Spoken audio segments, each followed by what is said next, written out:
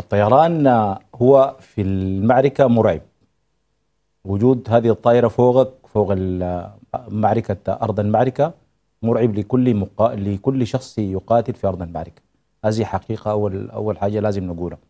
مشاركة الطيران السوداني في هذه المعركة، معركة الكرامة، كانت حاسمة لتفاصيل واتجاه هذه المعركة ونهايتها. يعني نهاية المعركة التي ينتظرها السودانيين العامل الحاسم فيها ضمن عوامل أخرى. طبعا لا نستطيع أن نتحدث عن الطيران وننسى أولئك الذين ضحوا بأرواحهم على أرض الميدان، أولئك الذين تقدموا من باب إلى باب ومن بيت إلى بيت ومن شارع إلى شارع وقدموا تضحيات كبيرة جدا. القوات المسلحة ومن يقاتل معها في الميدان قدموا أرواح سخية وغالية وكثيرة من أجل الانتصار. لكن الطيران وتدخل الطيران في الساعات الأولى للمعركة هو الذي غيب غايد الميليشيا إلى اليوم، والناس ما زالوا في شكوك في أمره، هل هو حي ولا ميت أول حاجة. والطيران هذا هو الذي حيد أهداف الدعم السريع وأهداف من يقف خلفه. هدفهم كان استلام السلطة بشكل عاجل، وقال الكلام ده حميتي من قدام القيادة العامة، نحن على بعد ساعات من استلام القائد العام. التدخل الطيران في الوقت المناسب بهذه الضربات اللي سموها السودانيين يعني ضرب بالملي، وكان ده وصف صحيح، وأنا بنفسي يعني شاهدت بأم عيني ضرب الطيران على أهداف التمرد على أرض الواقع في الخرطوم لما كنا في الخرطوم في الشهور الحرب الأولى. وأعتقد أنه الطيران له دور حاسم جدا في أنه يوجه هذه المعركة بإنهاء الهدف الأول لداعمي التمرد ومن يقفون خلف هذا المشروع. وكان الهدف الأول هو استلام السلطة بالقوة وبشكل مفاجئ وتحييد قيادة الجيش وفرض الأمر الواقع وتوقيع الاتفاق الإطاري والإتيان بحمدوك الذي كان ينتظر يعني طائرته في الإمارات ليطير مساء نفس اليوم أو اليوم الثاني إلى الخرطوم ويعلن حكومته. هذا الهدف الرئيسي تم إنهاؤه بفضل تدخل الطيران وبفضل صمود القوات المسلحة في الوحدات المختلفة. لا زال الطيران له دور فاعل، وهناك نوعين من الطيران الماهول الذي يقوده طياري ونسور الجو السودانيين، والطيران المسير هذا الطيران الذي يقوده مهندسي سلاح الجو السوداني وأبطال الاستطلاع في قوات الجوية السودانية. كل هذا له أثر كبير جدا. هذه الميليشيا مدعومة برضو كذلك، لابد أن نقول الكلام ده برضو الناس يفهموه. هذه الميليشيا مدعومة بدعم تقني من الخارج.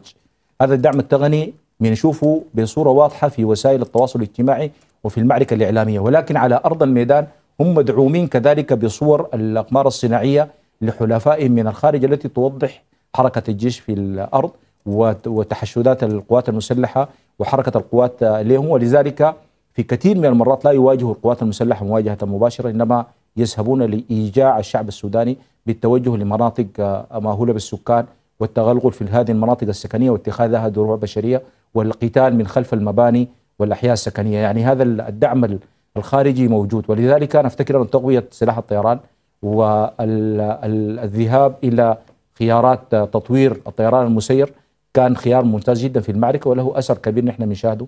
ونسأل الله سبحانه وتعالى ينصر قواتنا المسلحة ويحفظ نسور الجو السودانيين، والشعب السوداني سيتذكر القوات الجوية هذه المعركة وستخلد في تاريخ وسفر القوات المسلحة كإحدى المعارك الكبيرة التي كان للقوات المسلحة السودانية بما عندها من إمكانات لها دور كبير جدا وفاعل في تحقيق أهداف هذه المعركة. نعم، شفنا كمية من السودانيين الشرفاء كل ما تكون في ضربة للطيران تخرج الميليشيات تجيب لها شخص وتقول ده لقيناه شايل الشرايح وشفنا جدع الشريحة للطيران والطيران جا ضرب في محل الشريحة وكده. هل الطيران والطائرات المقاتلة بالرادار اللي عندها وبالكاميرات الدقيقة جدا اللي عندها محتاجة للشريحة يرموها عشان تحدد هدفها بالملي؟ يعني هو تبرير طبعا لانتهاكات الميليشيا ضد المواطنين السودانيين.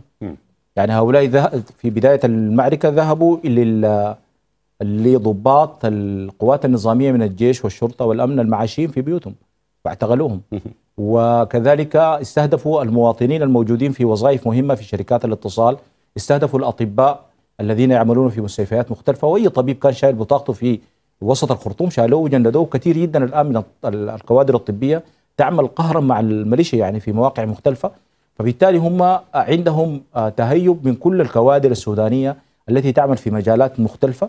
ولكن طبعا هذا التفسير البسيط لموضوع المسيرات والطيران انه بيضرب محل الشريحة دي، هو طبعا لا نستطيع ان ننفي انه القوات الجوية يعني تستفيد من كل معلومة موجودة، ولكن الاستطلاع الجوي هو الأساس. يعني ما تقوم به القوات المسلحة من استطلاع جوي لمناطق المعارك المختلفة، ومن بعد ذلك توجيه الطيران المقاتل لها، هذا هو الأساس في ذلك.